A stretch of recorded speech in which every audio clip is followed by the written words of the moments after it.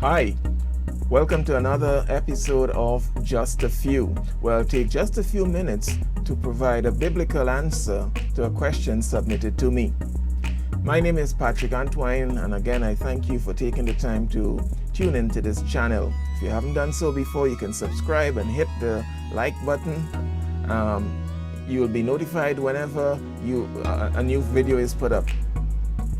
Today's question has to do with cremation as opposed to burial. And the question is, what does the Bible have to say about cremation as opposed to burial? If you look in the New Testament, you will not find much scriptures that deal with this. But if you go to the Old Testament, and I'll invite you to do so shortly, we'll find quite a few scriptures that deal with the issue of burning of bodies. So let me take you there let me begin with 1 Samuel at the death of Saul, and we'll look at a couple of scriptures there and build on that so that you'll have a better understanding of what the Bible has to say about this. So 1 Samuel chapter 31 verses 11 and 12 says, "Now when the inhabitants of Jabesh Gilead heard what the Philistines had done to Saul, all the valiant men arose and traveled all night and took the body of Saul and the bodies of his sons from the wall of Bethshan. And they came to Jabesh and burned them there." Now I know that there are a couple of translations that says burn the bodies there. Most versions it simply says, Hebrew says burn them there. What did they actually burn? And so this is what I want to focus on in my answer to this question. Does the Old Testament teach that there were times when people burnt or cremated bodies? So the question is, burial or cremation, which one? So I want to point out to you that the burning of the bodies of King Saul and his sons is often misunderstood. When we look at those verses, we ask ourselves, well, does it suggest that they burned the bodies like what we do today in crematoriums? I'm leaving up a couple other scriptures there for you, and I don't have the time to turn to all of them, but you can pause the video and look at those scriptures there in 2 Samuel, 2 Chronicles, Jeremiah, and Amos, and you'll see some things there that clarifies exactly what's happened there. So let me move on now to the rest of my response as quickly as possible. Again, burial or cremation. Those passages all speak of ceremonial burning at burial services. They were burying the bodies and they were burning something, but it wasn't burning the bodies. In our culture, we sometimes hear people say, well, they're going to church the body, meaning that they're going to have a funeral service at a church before taking the body to the crematorium or to the cemetery. And so we use that expression in our culture. They church the body. It meant they have a church service for it.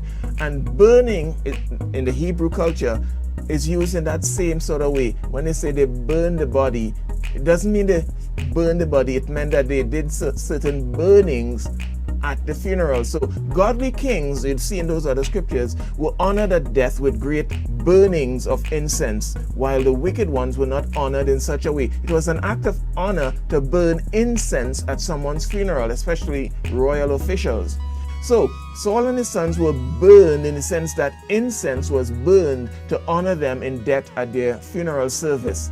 And so the people would not have gotten a chance to, because of the way Saul and his sons died, the king and the princes died, they would not have gotten a chance to church the body, if you will use that expression, at a funeral, or to burn incense on their behalf. So they had no body to conduct a service, so they went and they got the bodies and they burned incense to them. And that's what we see in 2 Samuel chapter 21, confirming this. And so moving along now, I want to now consider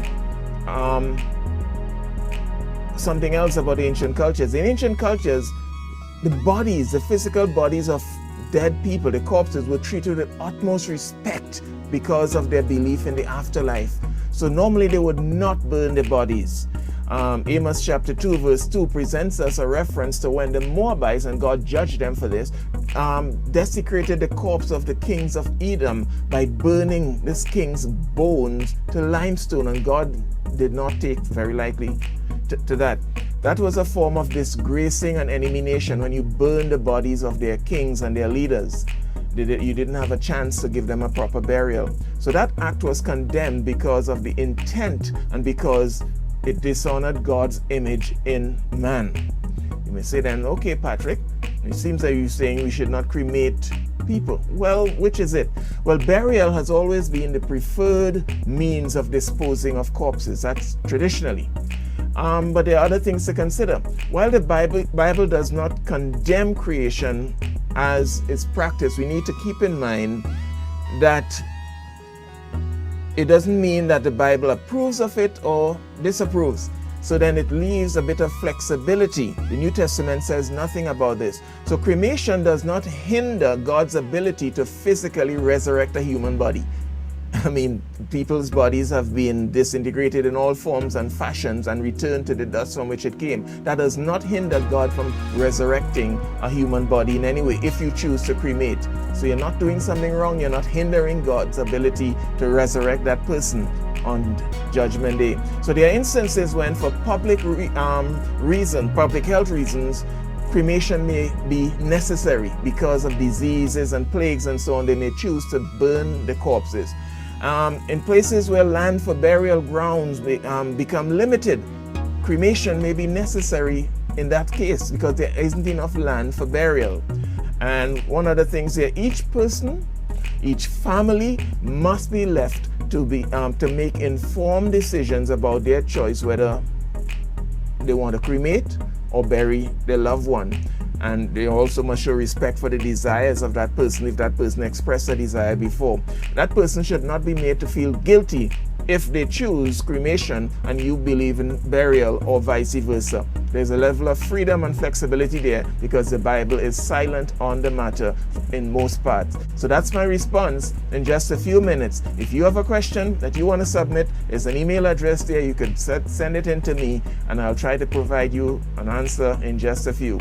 My name is Patrick Antoine. Thank you for joining me, and that's my response in just a few minutes.